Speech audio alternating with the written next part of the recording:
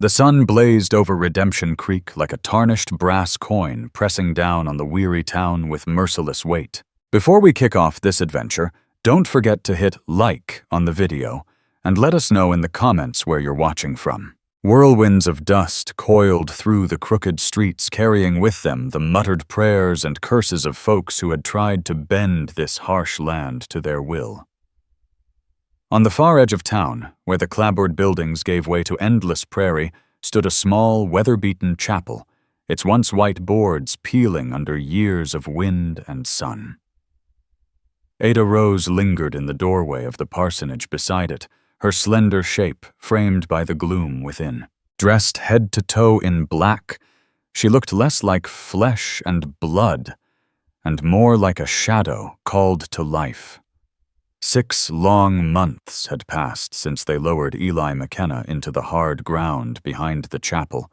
6 months of her carrying the burden of being the preacher's widow, Redemption Creek's monument to respectable grief. The heat pressed against her like a smothering hand. Yet Ada stood unmoving, her gaze on the cluster of false front shops below the general store, the smithy, the sagging saloon, each one a testament to man's stubborn fight against a wilderness that refused to care. "Mrs. McKenna," a voice called from the street below. Cora Kane, the banker's wife, shaded her face beneath a parasol, her tone both sweet and insistent. "The Ladies' Aid meets in an hour. We do hope you'll be there." Ada's lips curved into something that could almost be mistaken for a smile. "Of course, Mrs. Kane. I wouldn't dream of missing it." Cora gave a prim nod before bustling away down Main Street, her skirts swaying like a banner of authority. Ada watched her go, knowing she had little real choice in the matter. The widow of a preacher was expected to perform her part, to shine as a beacon of virtue on the raw edge of the frontier. She was meant to prove that even in a town still rough with sin and whiskey, God's order could stand.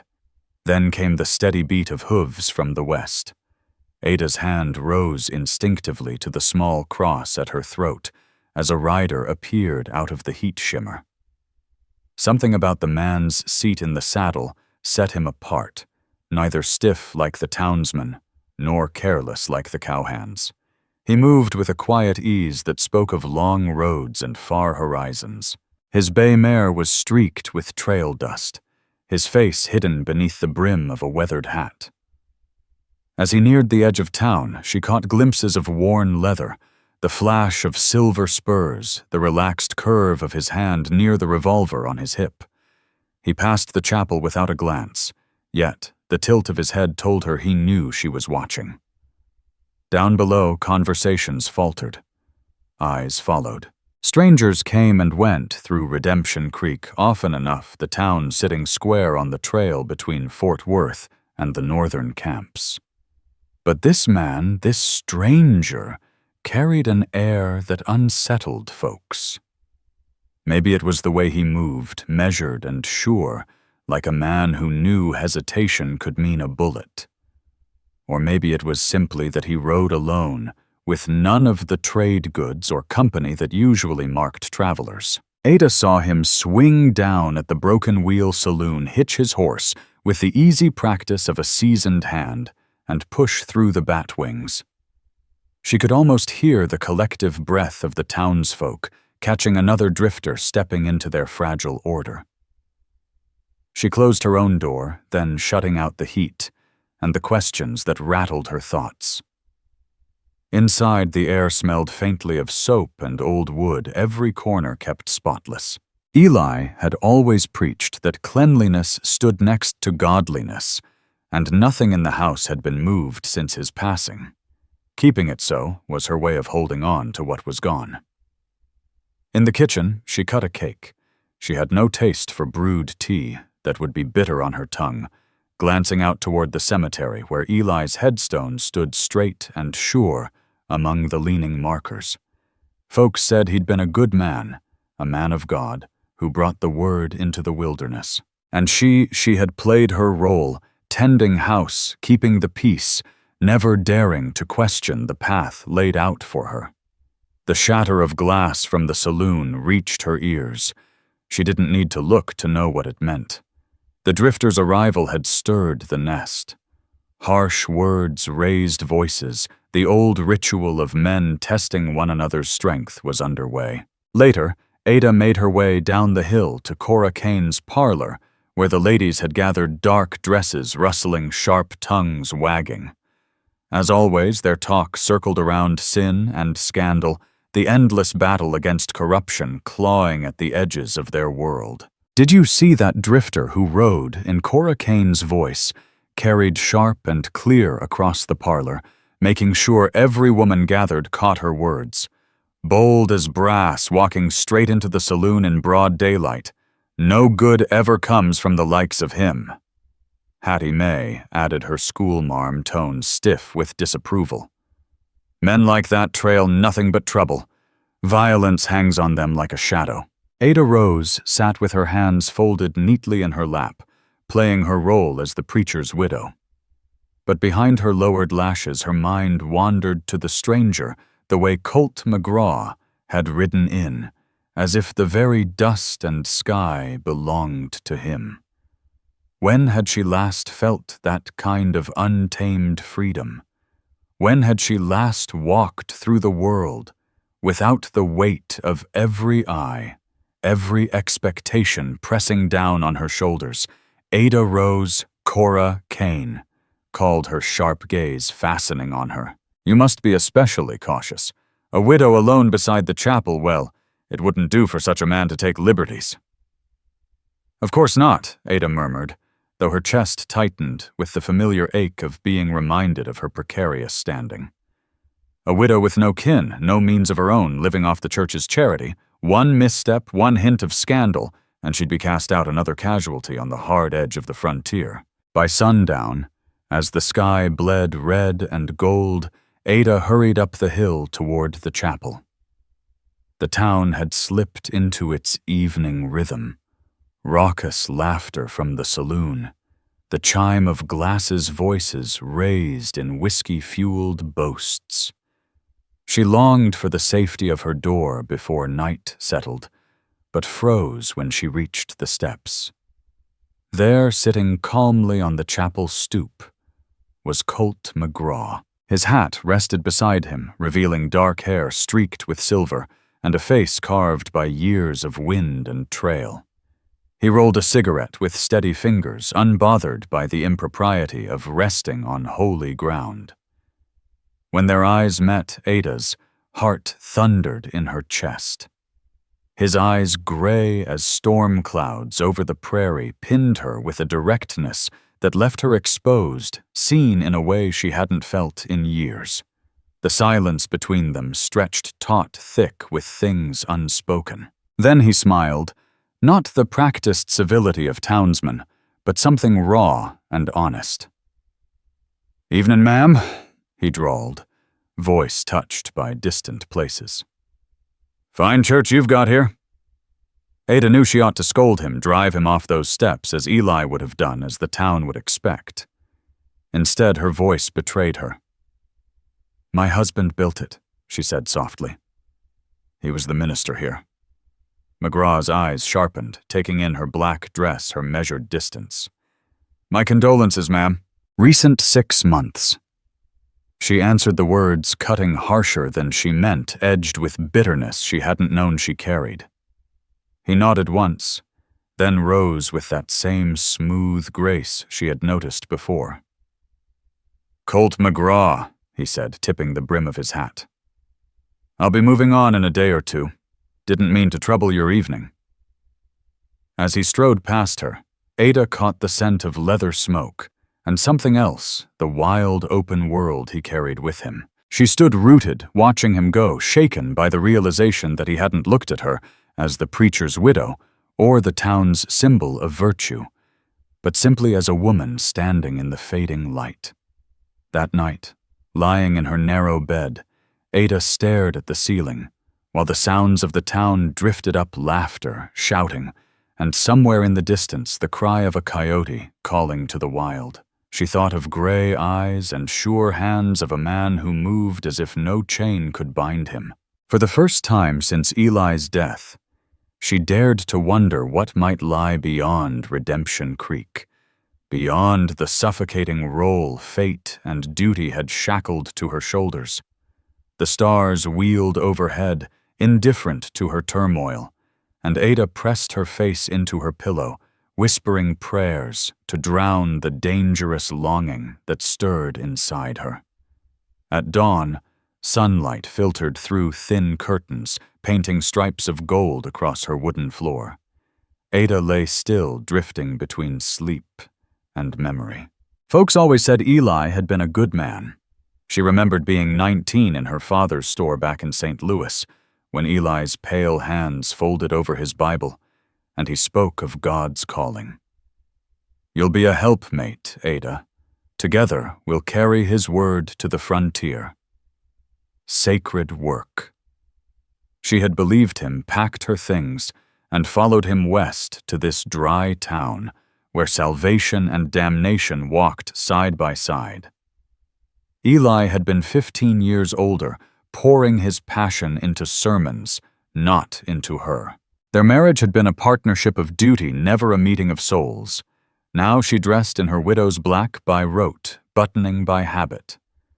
Through the window she saw the town stirring brooms, sweeping porches, the blacksmith's hammer already striking iron, and by the trough near the stables, Colt McGraw stood washing trail dust from his face. Ada found herself staring at the way water ran down his neck, the easy strength in his shoulders. He was nothing like the stiff-backed righteous, or the guilty sinners who filled the pews on Sundays. He moved like the wild horses that sometimes flashed on the horizon, free, untamed, unashamed. A sharp knock rattled her door. Flustered, she stepped back from the window. Cora Kane had come papers in hand to discuss the church's accounts. Ada poured tea, tried to fix her mind on neat columns of numbers, but gray eyes kept invading her thoughts. "You seem distracted, dear," Cora remarked, peering at her over wire spectacles. "Are you feeling quite well?" "Perfectly well, thank you," Ada replied, forcing her focus to the ledger. "Just tired. Didn't sleep much." The heat, Cora said knowingly, though her look hinted she suspected more. "That drifter is still in town, you know. Spent the night at Widow Lyle's boarding house. Paid in cash makes you wonder where a man like that gets his money." Ada gave no reply, just a small hum, knowing any word she spoke would be dissected by the gossips long after Cora left. At last, Cora Kane took her leave, leaving Ada Rose with a pounding head and a restless need to breathe free air. She stepped outside to tend her patch of garden, finding comfort in coaxing stubborn soil to yield something more than beans and salt pork. The tomatoes had started to blush red, small promises of flavor beyond the daily monotony. She was bent to her work when a shadow stretched over the plants. "Ma'am." Ada looked up to see Colt McGraw at the garden gate, hat in hand. Morning light caught the lines etched deep around his eyes, the weathering of years spent under unrelenting skies. A faint scar traced along his jaw, white against tanned skin. "Mr. McGraw," she said, brushing dirt from her hands and straightening her back. "What can I do for you? Truth is, I was hoping to lend you a hand." He nodded toward her wagon, one wheel sagging at an angle. "Noticed yesterday you've got trouble there. Wheel's about ready to come off the axle. Dangerous especially if you're planning to haul into town." She glanced at the wagon, seeing what she had long ignored. Eli had always dealt with such matters. Since his death, she'd simply walked when she could, hoping the wagon would hold when she couldn't. I hadn't realized she admitted her voice edged with helplessness she despised. "No reason you should," McGraw said lightly. "Takes an eye for it. I can set it right if you'd like. Won't take me long." Every proper instinct told her to refuse. A widow had no business accepting favors from a drifter, least of all one who unsettled the whole town. But the practical voice inside the one that had carried her through half a year of making do spoke louder. "I'd be grateful," she murmured, "though I'm afraid I can't pay much." His eyes flickered with something, maybe amusement, maybe understanding. Not looking for pay, ma'am, just being neighborly. He set to work with the easy confidence of long habit pulling tools from his saddlebags and fixing the wheel with quiet precision. Ada busied herself among her plants, though her eyes strayed to him, often tracing the flecks of muscle beneath his shirt, the steady rhythm of his hands. "You know your way around wagons?" she said, instantly regretting the obviousness. "Know a bit about a lot," he replied without pausing. "Man spends as much time on the trail as I have, he learns to mend what's broke. Can't always count on finding a blacksmith when you need one. And where do your travels take you?" The question slipped out before she could stop it. He lifted his head, a half-smile tugging at his mouth. "Wherever the road winds. California for gold, though, that's near played out. Colorado for silver, Texas for the cattle drives. Oregon once, but too much rain for my taste." Ada tried to picture such breadth of life. Her own world had shrunk to Redemption Creek, to duty, to loss. "Don't you ever want to settle? Find a place to call home? Belonging's a tricky thing," McGraw said, tightening a bolt. "Some folks are born to it like your husband, I reckon. Others spend their lives chasing it. And some," he gave a slight shrug, "some only ever belong to the next stretch of road." Silence followed, companionable in its way, Ada tending her garden, McGraw repairing her wheel. She stole glances at him, drawn to the quiet competence that clung to everything he touched. At last he straightened, dusting his hands. "There, should hold now, but best have the smith look at it proper when you get the chance." "Thank you." Ada said, her gratitude deeper than she dared show. "Won't you stay for some water or coffee? It's the least I can offer." He hesitated, weighing propriety against thirst. "Water would be welcome," he said at last. She led him to the pump, keenly aware of his nearness. He worked the handle, drank from the tin cup she handed him. She heard her own voice spill out without thought. "My husband was a good man," she said softly. "That's what everyone says. He built the church, brought order to the wilderness, saved souls." McGraw set the cup down, eyes storm gray and steady. "There is no but." Ada rushed to add the proper words, spilling from habit. Then quieter. "He was a good man. Perhaps cold, distant. More in love with his mission than with me. But good. A cage can be gilded and still be a cage," McGraw said gently. Something cracked inside Ada's chest, sharp as ice breaking on a frozen stream. "You shouldn't say such things. I shouldn't even be speaking with you. People will talk. People always talk." He shrugged. "Let 'em. You've done nothing wrong," Ada rose. "Neither have I. Man fixes a wagon wheel, woman offers him water. Nothing improper in that." Yet in his gaze there was something that made her pulse quicken. Something that was indeed improper. Ada crossed her arms, shivering though the morning was warm. "You should go. Thank you for your help, but you should go." He nodded, understanding in his eyes. "I'll be moving on tomorrow, maybe the day after. Won't have to worry about scandal long." He touched his hat, started away, then paused. "But if you need anything before then, anything, I'll be at Widow Lyle's boarding house." Ada stood watching his long stride carry him back toward town, her fists tight at her sides, against the urge to call him back. That night, sitting alone with her Bible open on her lap, the words blurred before her eyes. No verse could drown out the memory of storm-gray eyes and the dangerous pull of freedom he represented. Instead of scripture or duty, Ada Rose thought about roads stretching toward far horizons, about a world bigger than the one she'd been bound to. She thought of storm-gray eyes and scarred hands, of what it might be like to be touched, not for appearances or expectation, but for herself.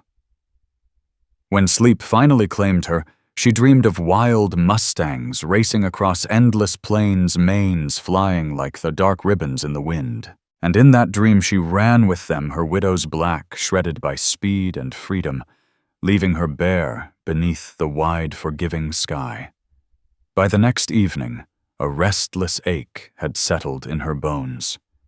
She spent the day dutifully mending, reading scripture, calling on the sick, but her thoughts strayed elsewhere. As night fell, she lingered at her window, gazing at the glow of town. The saloon blazed brightest, its panes spilling gold across the dust piano notes, drifting up mournful and sweet. Then a figure stirred in the shadows near the chapel. Colt McGraw. He wasn't approaching the building, only standing still, head lifted toward the steeple. Eli McKenna had been so proud of. Ada's pulse quickened. What was he doing there? What did he want? Without pausing to reconsider, she drew a shawl around her shoulders and stepped into the cool night air, sage and distant rain hanging in the breeze. McGraw turned at her approach, a slow smile rising even in the dark. "Couldn't sleep either?" he asked low. "I saw you from my window," Ada admitted, instantly regretting the slip. "Is something wrong?" "No, ma'am. Just thinking." His gaze swept the prairie beyond. "I knew a preacher once, different sort than your husband. He swore God lived out there." He gestured toward the vast wilderness, not in boards nailed by men. Ada drifted closer, his words pulling her like a tide. Eli would have called that blasphemy. He believed in order, in taming what was wild. And Hugh McGraw's question lingered between them like a dare. Ada's throat tightened. She had never been asked. "I don't know," she whispered the words, tasting like confession. "I thought I did once, but now—" "Come," McGraw said, suddenly reaching his hand toward her. Every rule screamed at her to refuse widow alone after dark. But something deeper moved her, and she set her hand in his. His grip was warm, calloused, and the jolt of it ran through her like lightning. He led her beyond the graves where Eli lay up a small rise, where the prairie stretched silver beneath a full moon. "Look," he murmured. Ada looked and truly saw. Miles of open land glowed like a sea of light mesas, casting long shadows, a creek cutting black through silver grass. Overhead, countless stars blazed brighter than she had ever noticed from town. Coyotes cried to one another until the night sang with wild music. "This is my church," McGraw said softly. "No walls, no rules, no one telling you who to be. Just air to breathe, space to choose freedom. It's beautiful." Ada breathed tears, stinging her eyes. "And frightening," he added. "Freedom usually is." She turned to him then, seeing his face carved by moonlight, those storm-gray eyes holding the depth of the sky. "Why here?" she asked. "Why stop in this town when there are others?" He was quiet a long time. "Maybe I was tired of running. Maybe I saw something worth pausing for." His hand found hers again, deliberate now. "Maybe I saw a woman standing in a doorway looking like she was drowning on dry land, and I thought, maybe we could pull each other up. I don't need saving," Ada said quickly, though her grip betrayed her. "Don't you?" His nearness carried the smell of leather and smoke, the heat of his body closing the space between them. "When's the last time someone touched you just because they wanted to? When's the last time you did something simply because it felt right, not because it was expected?" Ada's breath hitched. Eli had touched her, yes, but always like duty, like obligation, carried out with regret. Since his death, she had been untouchable, frozen in widow's black. The preacher's widow hides her desire. McGraw whispered, his hand lifting to her cheek. "But I see it in your eyes. I feel it in the way you tremble when I'm near. You're not dead, Ada Rose. You're alive. And you want, please, she whispered, not certain if she begged him to stop or to keep going. Tell me to leave, he said, thumb brushing her jaw. Tell me to walk back to Widow Lyle's boarding house and never speak to you again. Tell me you're content with prayers and propriety, and I'll go. Her lips parted the words right there, yet they would not come.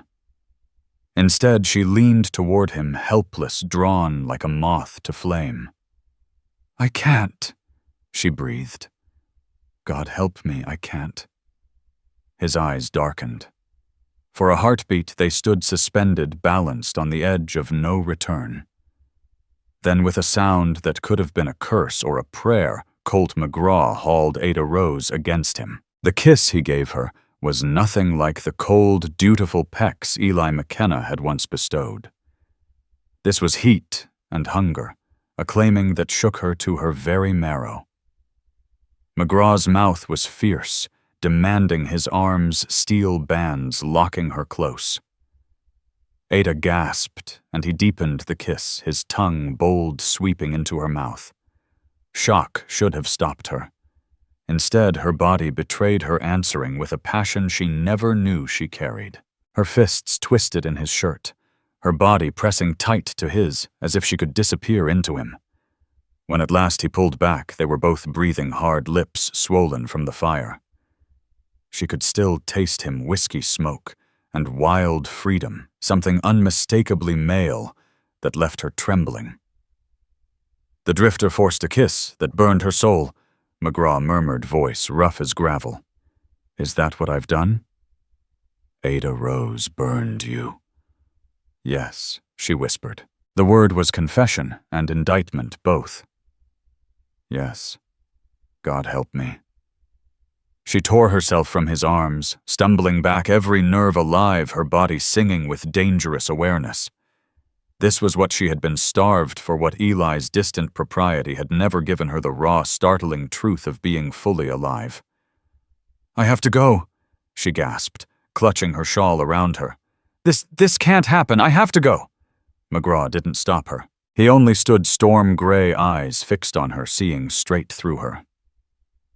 I'll be here tomorrow night, he said quietly. Same time. If you want to talk, or if you want... He left the rest unsaid, but the meaning was clear. Ada fled as though hell itself chased her. But when she slammed her door behind her, she knew the demons were already inside. McGraw had awakened something in her with that kiss, something wild and hungry she'd buried long ago. She spent the rest of the night on her knees, praying for forgiveness, begging to be freed of the fire still coursing through her blood. But even as she prayed, she knew the truth. When tomorrow night came, she'd be back on that hill, waiting for him not only to complete her ruin, but perhaps as some small voice whispered to deliver her salvation. For wasn't salvation at its heart the courage to finally live? Dawn came like an accusation, pale light spilling into the chapel where Ada knelt in desperate prayer. She had fled there before sunrise, seeking refuge from the memory of his arms, his mouth the betrayal of her own desire. The wood floor bruised her knees, but she welcomed the pain, hoping it might pay for her weakness. Forgive me, she whispered to the rough wooden cross Eli had carved with his own hands. I have sinned in thought and in deed. I have forgotten my vows, my duty. Yet even as the words left her lips, she could still feel him, could still taste the ember of that kiss. The footsteps in the doorway made her flinch. Hattie May, the schoolmarm, stood there, her thin face pinched with concern or judgment. My dear Ada Rose, she said in that tone reserved for suspected sinners. You're here early. Is everything well? Ada rose, stiffly smoothing her skirt with trembling hands. I couldn't sleep, she answered, which was true enough. I thought to spend some time in prayer. How devoted, Hattie May murmured, though her sharp eyes missed nothing. We could all learn from your example. Though she paused delicately, you do look pale. Are you unwell? Quite well, thank you. See that you take care, Hattie May said. The town depends on you. As the preacher's widow, you carry the burden of upholding the standards your dear Eli laid down. We wouldn't want anything to compromise that responsibility. Her smile was as thin as a blade. I understand my place, Ada replied, holding the woman's gaze, though she felt hollow inside. After Hattie May left, Ada remained staring at the cross Eli had carved. He had been so proud of it, of the church of the order he forced upon the wilderness. She tried to summon comfort from his memory, but all she saw were storm-gray eyes and a crooked smile. The day passed in a haze of duty. Ada went through the motions visiting the sick, preparing for Sunday service, wearing the mask of propriety. Yet everywhere she turned, she felt watched, as if her sin had written itself on her face. Passing Widow Lyle's boarding house, she faltered, forcing herself to walk on. In the general store, her blood chilled at what she heard. Wade Fletcher, one of the double-bar hands, was holding court by the pickle barrel his voice pitched to carry. That drifter's been asking questions, he said, spitting tobacco juice into a brass spittoon. Wanting to know about the trail north, about the Indian trouble up Montana way. Clay Dobbs swears he saw him oiling 3 guns this morning. 3. Man don't carry that much iron unless he's expecting a fight or planning to start one. Or running from one, Zeke Harper added from behind the counter. I heard tell of a killing down in Hill Pass. Cards went bad, a man ended up dead, and the shooter lit out heading north. Description sounds mighty familiar. Ada's grip tightened on her basket, her pulse hammering. Ada Rose longed to speak up for Colt McGraw, to tell the men they were wrong. But how could she? What did she truly know about him other than the fact that one kiss from him had shattered her world?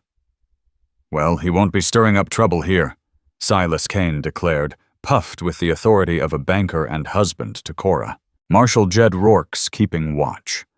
One false step and that drifter will be looking out at the world through iron bars. Speaking of keeping watch, Wade Fletcher drawled, his eyes sliding toward Ada with a look that made her skin crawl. I saw him loitering by the chapel last night. Seemed mighty late for a man to be admiring shingles. Heat burned Ada's cheeks, but she kept her voice even. I wouldn't know anything about that, Mr. Fletcher. I turned in early. Of course you did, Wade said, though his smirk spoke otherwise. Just saying a woman alone ought to be careful, especially a woman in your place. Ada quickly finished her purchases and slipped out the weight of their suspicion dogging her steps like a shadow. The sun beat down mercilessly, and she thought of cool breezes on high ground, of standing on a hill with nothing but endless horizon ahead. That afternoon, a dust storm roared in from the west, turning the sky to tarnished brass and driving everyone indoors. Ada watched from her window as the town vanished behind a curtain of swirling grit. The wind howled like some hungry beast, shaking shutters and rattling doors, clawing to get in. She had lived through plenty of storms, but this one felt different, charged with the same wild energy she'd carried inside her since McGraw arrived. By evening, she paced her rooms like a caged animal. She knew better than to step out in weather like this, knew he likely wouldn't be there anyway. But when the clock told 8, she threw on her heavy cloak and slipped into the storm. The wind slammed into her, near driving her back. She bent low, one hand gripping her hood, the other stretched ahead, as sand stung her eyes and filled her mouth. Still, she pressed forward, driven by a need she dared not name. She nearly collided with him. Colt McGraw emerged from the whirling storm like a ghost, catching her arms to steady her. Without a word, he pulled her into the lee of the chapel, where the gale lost some of its bite. "You came," he said, raising his voice above the wind. "Didn't think you would not, in this." "I shouldn't have," she answered, her words whipped away by the storm. "This is madness." Maybe he agreed, hands still firm on her arms. But sometimes madness is the only sane choice left. He looked wilder than ever in the storm-light hair, tousled sand caught in the creases of his coat. Yet his eyes were steady, and in them she saw her own hunger mirrored. "They're saying things about you in town," she said. "Whispers about El Paso, about guns, about blood." His jaw tightened. "Folks say plenty. Some of it's true, some ain't. Does it matter?" "It should," Ada said, her voice breaking. "It should matter to me who you are, what you've done. But it doesn't." She shook her head, despair and desire warring within her. "God help me, it doesn't. That kiss, you've ruined me." "No." His voice was fierce as he pulled her closer. "I've woken you. There's a difference." The storm raged around them, and Ada felt as though she stood on the rim of a canyon, one step away from plunging into the unknown. But hadn't she already fallen the night he first kissed her? "Come with me," McGraw urged suddenly. "There's a line shack a mile north. We can ride this out there." Ada knew what he was truly asking. To go with him meant crossing a line she could never return from. Her name, her standing, her very life, as she had known it, all of it would be ashes. But staring into his storm-gray eyes, she knew it was already gone. "Yes," she whispered. The word tore from her chest like a bird set free from its cage. Together they fought through the storm, McGraw guiding her with the instinct of a man who'd faced harsh country before. At last the shack loomed out of the haze, 4 rough walls, and a roof but blessedly solid. Inside, the sudden quiet rang in her ears. Ada pushed back her hood with trembling hands, realizing she stood at the threshold of her own undoing, or her rebirth. McGraw lit the single lantern shadows leaping along the walls. "Ada," he began. "Don't she cut him off? Don't tell me I can still walk away. Don't hand me choices. I'm so tired of being dutiful, so tired of living for everyone else's expectations. For once, I want to choose for myself." He studied her a long moment, then nodded. "All right, then choose."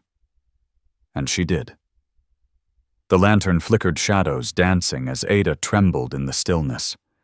The storm raged outside, but in here there was only the sound of 2 people breathing and the hammering of her heart. "You're shaking," McGraw observed gently, not moving closer. "I'm afraid," she admitted. "Not of you, of myself, of what I want. And what do you want, Ada Rose?"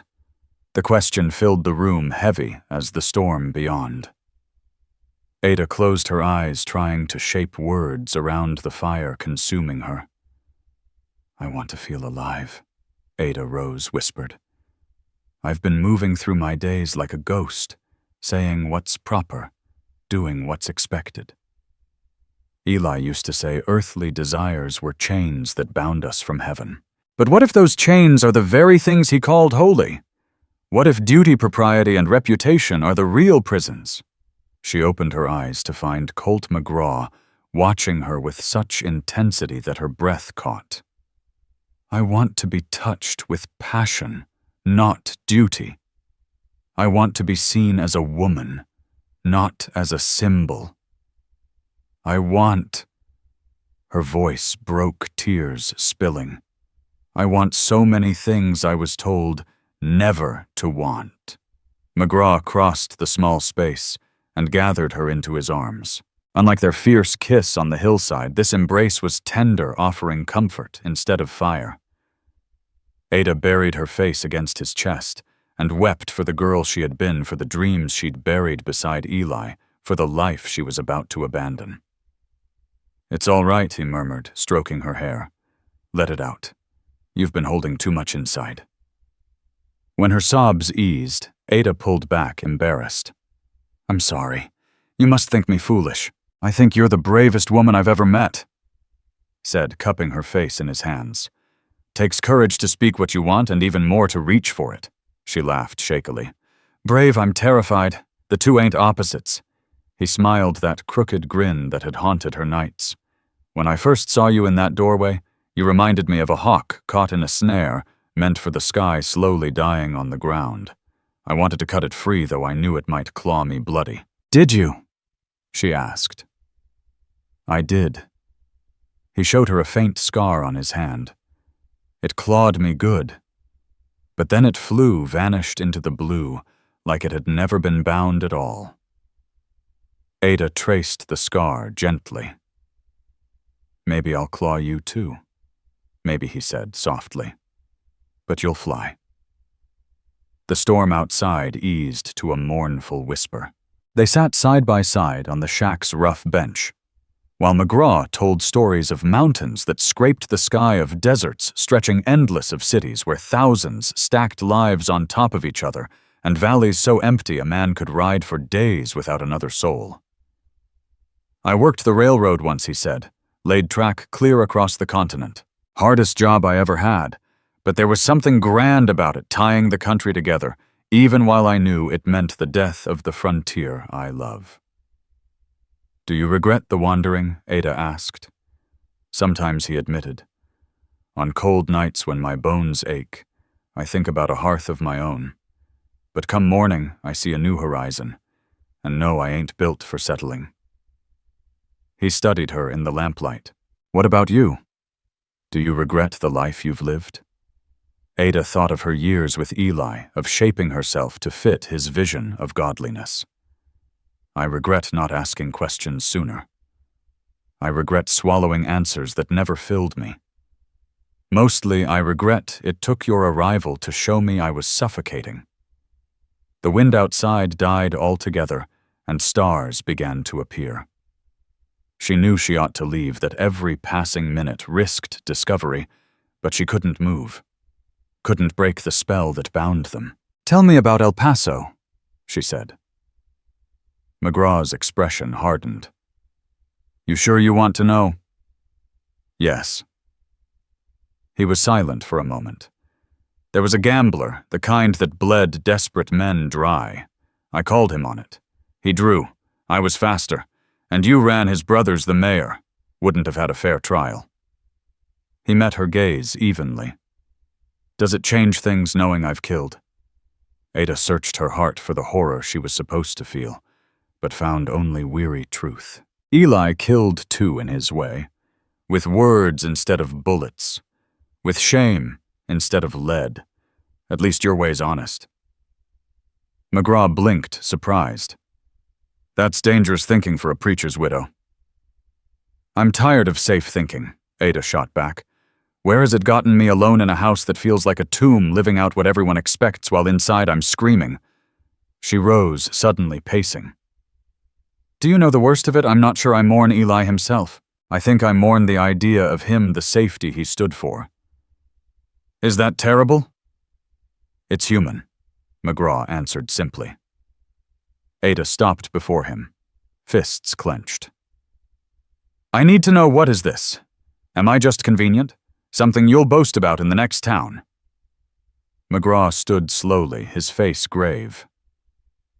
"You think I make a habit of this? Of chasing widows and breaking reputations? I don't know what to think, I won't lie. I've been with women, but this," he moved closer, warmth rolling off him. "This is different. You're different. Oh, because you make me want to stop running. Because when I look at you, I see possibilities I thought were gone. Because that kiss didn't just burn your soul, it burned mine too." Ada's defenses crumbled. She swayed into him, and he caught her. His mouth found hers again.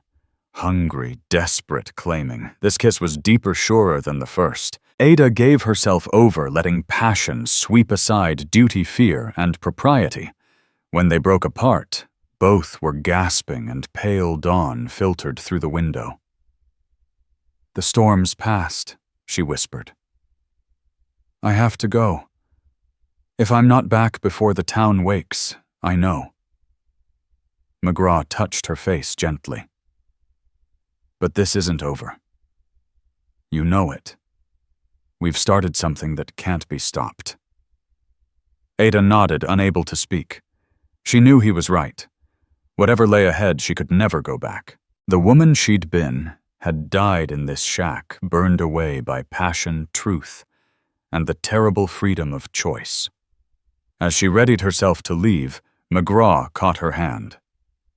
Ada rose. "Whatever comes, whatever you decide," Colt McGraw said, holding her hand tight. "You're already free. The cage door's open. Whether you fly or not, that's up to you." She squeezed his hand once, then stepped out into the dawn. The world looked sharper, more alive than it ever had as she made her way back toward Redemption Creek.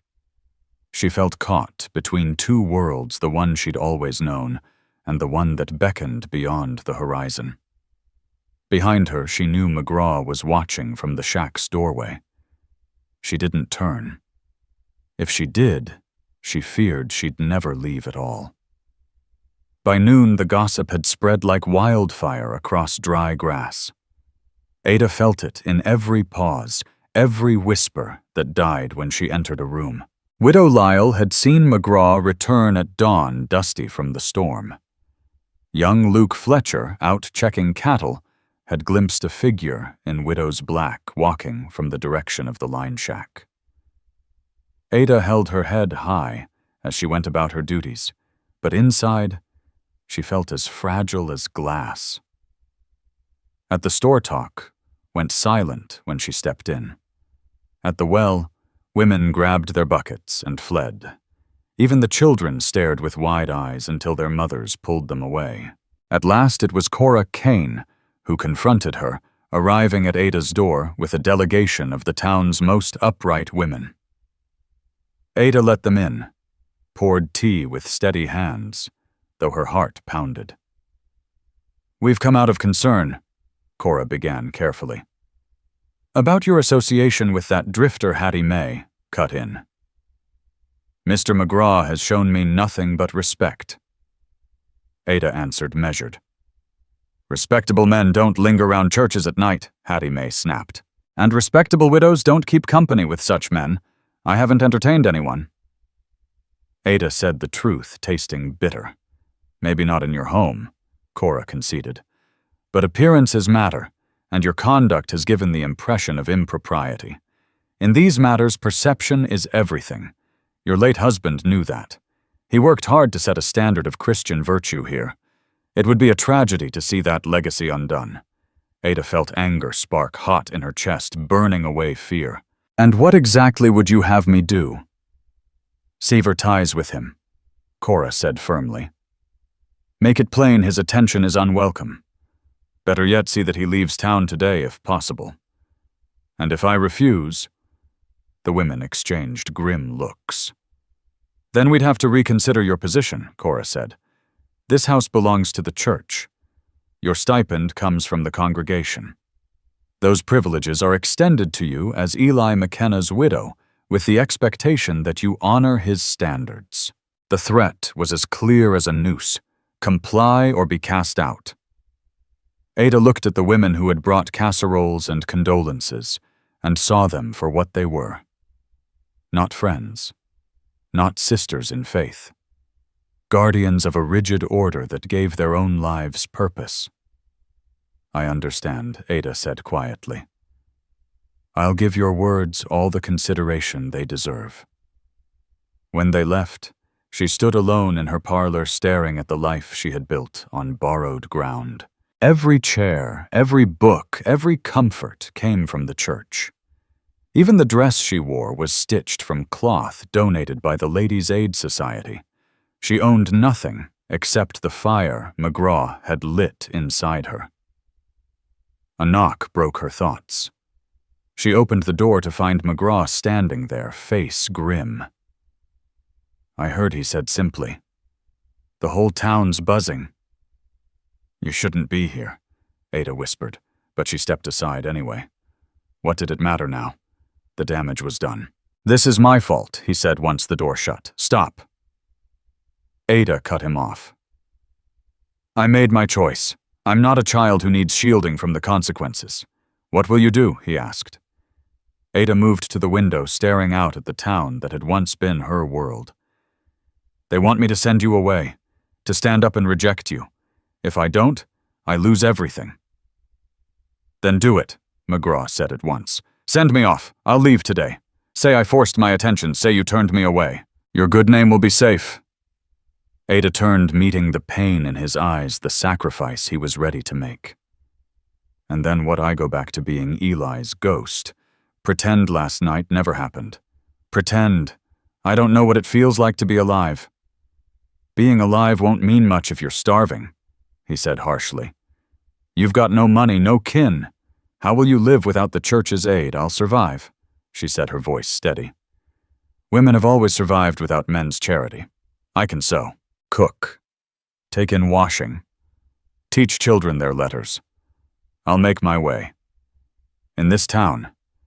Not if they brand you fallen. Then I'll leave this town. The words surprised her, but rang true. Somewhere I'm not the preacher's widow. Somewhere I can just be Ada. McGraw crossed the room, taking her hands. You know I've got nothing to give. No home, no steady work. I'm wanted in Texas. I can't promise respectability or safety. I've had both, she said fiercely. They're not worth half as much as folks think. Before he could answer, a pounding shook the door. Ada knew the heavy knock of Marshal Jed Rourke before his voice followed. Mrs. Rose, need to speak with you and your visitor. Ada and McGraw exchanged a look. She squeezed his hands once, then went to the door. The marshal stood there with deputies Tom Creed and Clyde Webb, their faces stern with official disapproval. Marshal Ada said evenly, How can I help you, ma'am? Rourke tipped his hat brim. I'll need Mr. McGraw to come with me. There's been a complaint.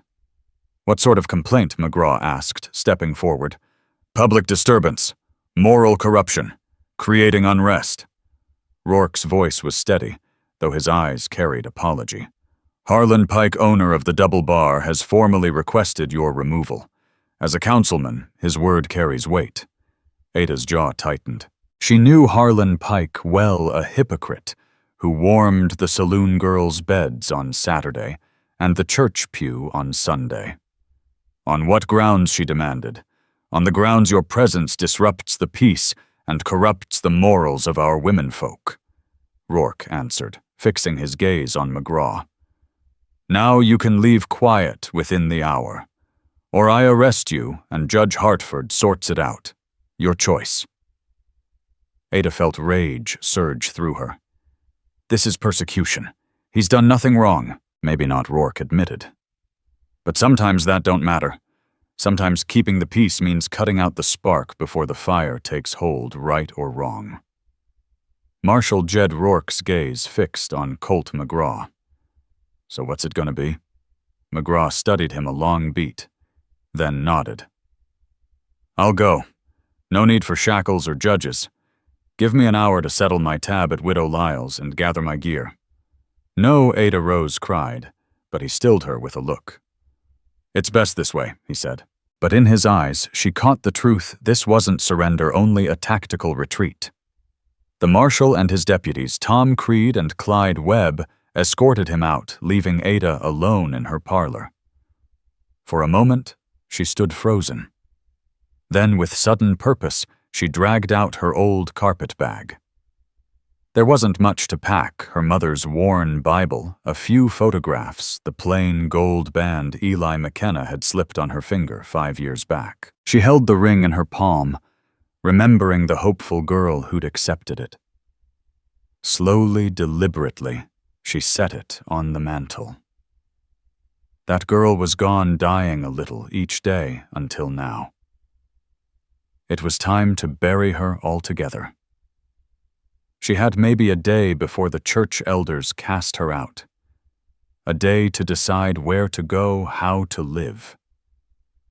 Yet beneath the fear, something fierce stirred inside, exhilaration, like standing at the rim of a canyon and daring to leap. Through the window she glimpsed McGraw, head high, as he walked toward the boarding house, unashamed, unbroken. As if sensing her eyes, he looked up. He tipped his hat in a gesture that looked like farewell, but felt like promise. Ada pressed her hand to the glass until he vanished.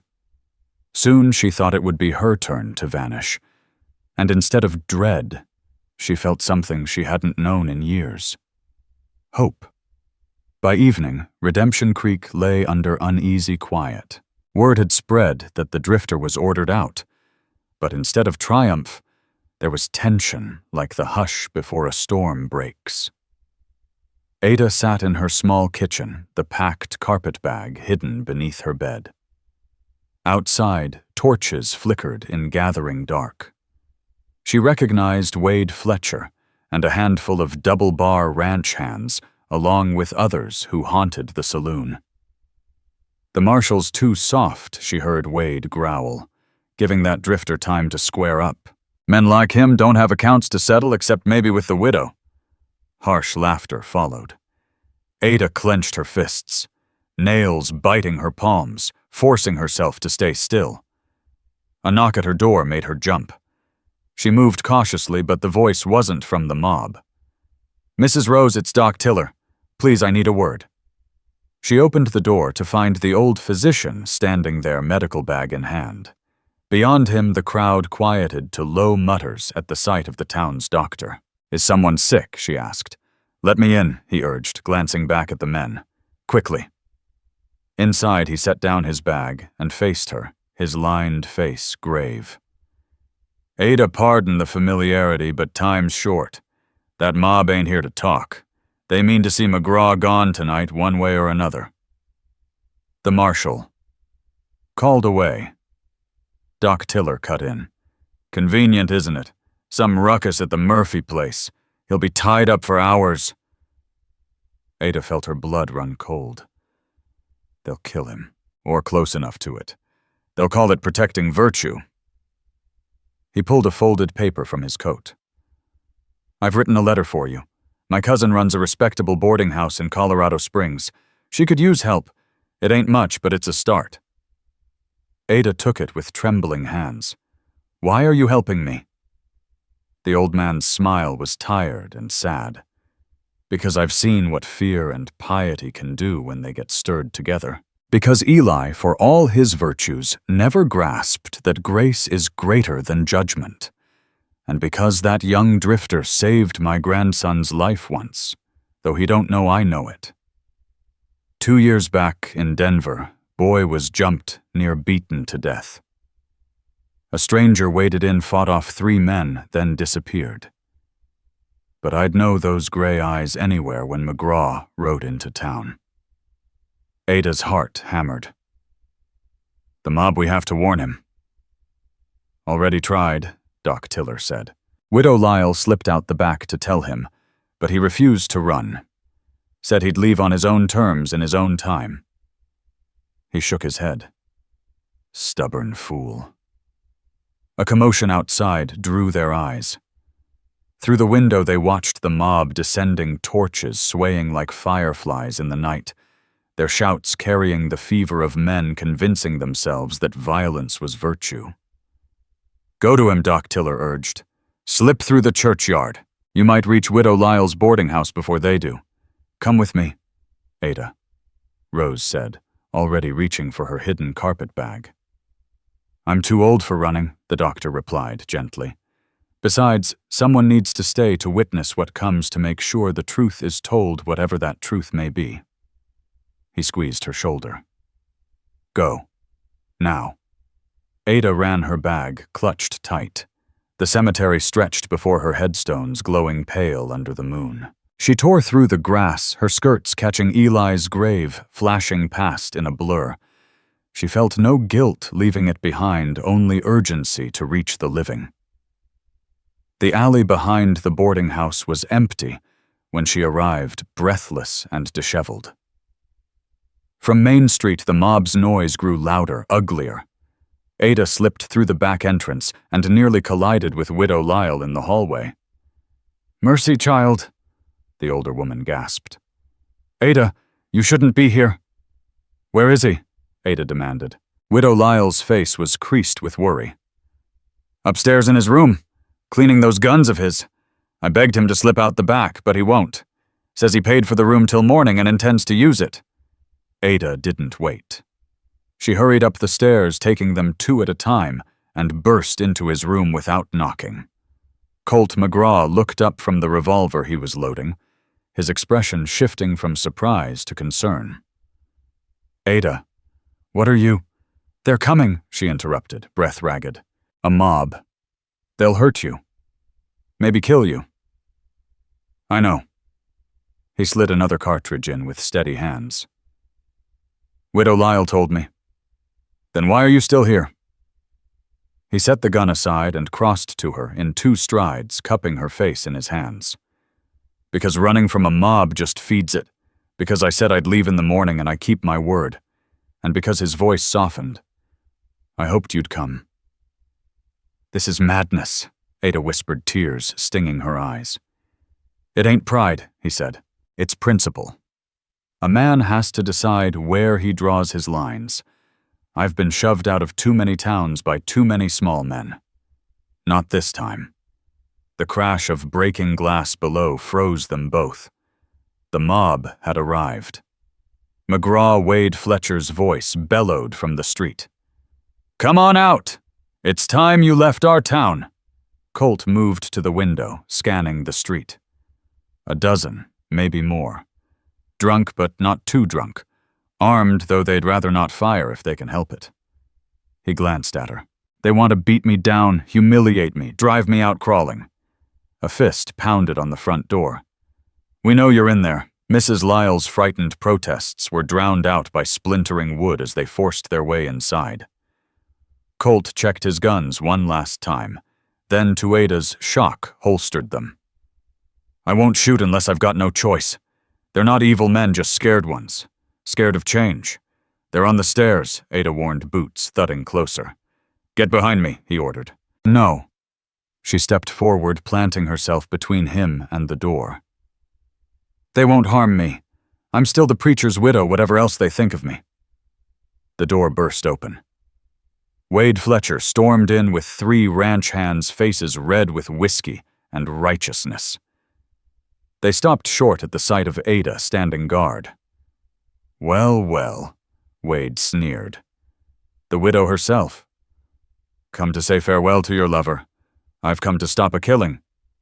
Ada answered, her voice steadier than she felt. "Or are you so far gone you'll slaughter an unarmed man?" "Unarmed," one of the men scoffed. "He's got 3 guns we know of, which I haven't drawn," McGraw said calmly, holding his empty hands where all could see. "And won't unless you force me." Wade shoved past Ada until he was nose to nose with McGraw. "You've corrupted a good woman and shamed this town. A man like you needs to be taught respect." "Respect is earned," McGraw said evenly, "and I've done nothing to be ashamed of." "Nothing." Wade's face twisted with rage. "You've got the preacher's widow standing here defending you like some common careful." McGraw's voice dropped to a deadly quiet. "Choose your next word very carefully." The room tensed like a drawn bow. Ada saw hands inch toward holsters, felt violence hanging thick in the air. Then a new voice cut sharp through the storm. "That's enough." All heads turned. Reverend Amos Granger, the circuit preacher, stood in the doorway, younger than Eli had been, with kind eyes and a quiet authority. Reverend Wade blustered, "We're just making sure this troublemaker leaves as ordered." With fists and threats, Reverend Granger stepped inside his presence, shrinking the mob. "Is this what our faith has taught us? To form mobs in the night like the Romans who crucified our Lord? He's corrupted the widow," one man protested. Granger's gaze softened as it fell on Ada. "Has he forced you to anything against your will, Mrs. Rose?" "No, Ada," Rose said firmly. "Everything I've done has been my own choice." "Then if there's sin here," Reverend Amos Granger replied, "it ain't corruption, it's choice. And last I checked, the Lord gave us free will for a reason." He turned to the mob. "Go home. Go to your wives, your children, your own consciences. Judgment belongs to God and the law, to Marshal Jed Rourke." One by one the men slunk away. Some hung their heads in shame, others muttered under their breath. Wade Fletcher was the last, his glare full of venom as he stomped down the stairs. When they were gone, Granger faced Colt McGraw. "You'll leave in the morning as promised, I will." McGraw said simply. The preacher nodded, then turned to Ada. And you, Mrs. Rose? What will you do? Ada lifted her chin. I'll be leaving as well. The town's made it plain I'm no longer wanted. I'm sorry for that, Granger said softly. Eli would have... He stopped himself, shook his head. No. Maybe it's time to stop invoking Eli. He's gone, and the living must make their own choices. He moved toward the door, then paused. There's a stage heading north at first light. Stops here to change horses, just so you know. After he left, silence filled the room. Ada let out a shaky laugh, half-sob. A preacher who actually understands mercy will wonders never cease. McGraw pulled her into his arms, murmuring into her hair. You were magnificent, standing up to them like that. I was terrified, she admitted. Courage don't mean lack of fear, he said. It means doing what's right anyway. She pulled back, searching his face.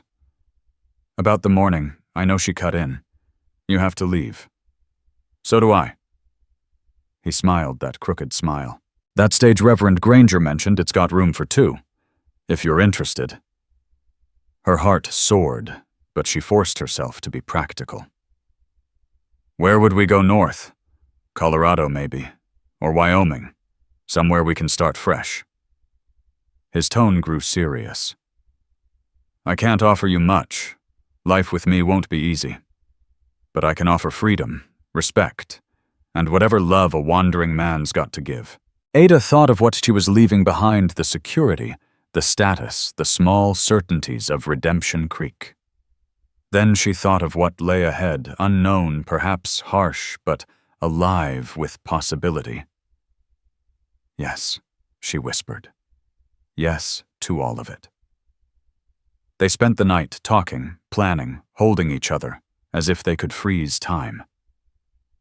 When dawn came, Ada stood at the edge of town with her carpetbag in hand. The crisp morning air carried the scent of sage and promise. Behind her, Redemption Creek slept its buildings dark against the brightening sky. McGraw waited at the stage stop, his horse saddled. He'd chosen to ride alongside instead of climbing aboard old habits. When he saw her, his face lit with a smile that stole her breath. Second thoughts? He asked gently. Ada glanced back once at the town at the church steeple pointing heavenward. No, she said firmly. Only first thoughts about what comes next. The stage rattled in with a cloud of dust and the driver's complaints about rough roads. Ada climbed aboard, settling her bag at her feet. Through the window, she caught sight of early risers stepping out of their homes. Cora Kane stood on her porch face, pinched with disapproval. Ada met her gaze with a small nod. Not apology, not defiance, just acknowledgement. Widow Lyle wiped tears from her eyes. Doc Tiller lifted a hand in blessing. Reverend Granger stood by the chapel, quiet and thoughtful. Not everyone condemned her. Some understood even if they couldn't say it aloud. The miles rolled away beneath the wheels, carrying her farther from Redemption Creek with each turn. Slowly, the knot in her chest eased. A fellow passenger, a mining engineer bound for Colorado, chatted about silver prospects and weather. For the first time in years, Ada was simply another traveler, not the preacher's widow, just a woman on the road north. At the first way station, as horses were swapped, McGraw helped her down. His hands lingered at her waist, and she didn't pull away. "How are you faring?" he asked. "Free," she said, the word tasting sweet on her tongue. "I feel free." They ate beans and cornbread with the other passengers. Ada marveled at the plainness of it, the ordinariness. No one knew her past or the scandal she'd left behind. She was just a woman traveling, and the anonymity felt intoxicating. Before they climbed aboard again, McGraw drew her aside. His expression turned serious. "There's something I need to tell you," he said quietly. About where we're headed, Colt. McGraw said quietly, I've got a friend in Colorado Springs. Runs a small spread. He's offered me work before honest work. Nothing to draw the law down on us. It ain't much, but it's a start. You never mentioned this before, Ada Rose observed. He gave a half shrug, almost sheepish. Never had a reason to consider it. Settling down always felt like surrender. But now... He took her hands, his eyes steady on hers. Now I've got something worth stopping for. Her throat tightened. Colt McGraw, are you saying you'd give up the open road for me? I'm saying I'd like to try, he corrected. Can't swear I'll be good at it. I might get restless, might take jobs that pull me away sometimes. But I'll always come back if you'll have me. Yes, Ada said the word, bursting out without hesitation. Yes to trying. Yes to whatever comes. They rode on through the long day, the land changing beneath their eyes, from the dry flats of Redemption Creek to hills dotted with pine and aspen. Ada drank it in hungrily, storing each sight like treasure. At a way station that night, she stepped outside while the stars pricked the sky. They were brighter than she'd ever seen. Colt found her there, laying his coat around her shoulders. Regrets, he asked. None, she whispered, leaning against him. I was just thinking about that first night, about when you said the kiss burned my soul. You were right. It burned away everything false, everything that wasn't me. What's left isn't much a woman with no home, no reputation, no sure tomorrow. But it's real. It's mine. He kissed her beneath the endless stars, and Ada felt her old life fall away like a snake's discarded skin. When they broke apart, she was crying and laughing all at once. What is it? Colt asked, worried. I just realized for the first time in my life, I don't know what comes next. And it's wonderful. 3 days later, Colorado Springs bustled before them, miners, merchants, dreamers, and drifters crisscrossing its streets. Colt's old friend Ephraim Doolin, a weathered rancher and widower, welcomed them with open arms. It ain't fancy, he said, showing them a modest cabin on his land. But it's solid private. You can help me with the horses. And you... He glanced kindly at Ada. Well, you'll make it home. Ada hesitated, then smiled. Just Ada, Ada McGraw. Colt's brows lifted, surprised. They hadn't spoken of marriage yet, but he said nothing, only squeezed her hand. That evening, as they sat on the porch of their new home, watching the sun die behind the mountains, Ada thought of her journey, from the suffocating respectability of Redemption Creek to this rough, honest life, from Eli McKenna's dutiful widow to her own woman. Do you miss it? Colt asked. The security, the respectability. I miss a few souls, she admitted softly. Doc Tiller, Widow Lyle. But the life itself, no. That life was killing me one proper day at a time. This life. She turned to him, her eyes bright. This life might kill me too, but at least I'll die living. He laughed, pulling her close. That's my wild woman. Still, I mean to keep us both alive and thriving. As night fell, Ada thought once more of Redemption Creek, of the graveyard where Eli slept, of the woman she had once been. She wished them all peace, even those who had cast her out. They were living by their truth, just as she was finally living by hers. What are you thinking? Colt asked, feeling her sigh. I was thinking about that preacher's widow who hid her desire. I hope she found peace wherever she is. Because the woman who took her place, she ain't hiding anything anymore. She kissed him under the vast western sky. Tomorrow there would be work challenges and uncertain days. But tonight, sitting on a cabin porch with the man who truly saw her, Ada McGraw, was exactly where she belonged. The prairie wind sang its endless hymn of freedom. A coyote called somewhere in the dark, and Ada smiled, knowing she had finally joined the wild chorus. The preacher's widow was gone, buried deeper than any grave. In her place stood a woman reborn, shaped by fire choice and love. As Colt had once promised, she had learned to fly. If this story has touched your heart, I invite you to stay with us to discover more true tales of the Wild West. Stories that honor resilience, tenderness, and the spirit that God placed in those who blazed the trail. Subscribe, share, leave your thoughts in the comments, and join us once again to journey across this untamed land. Thank you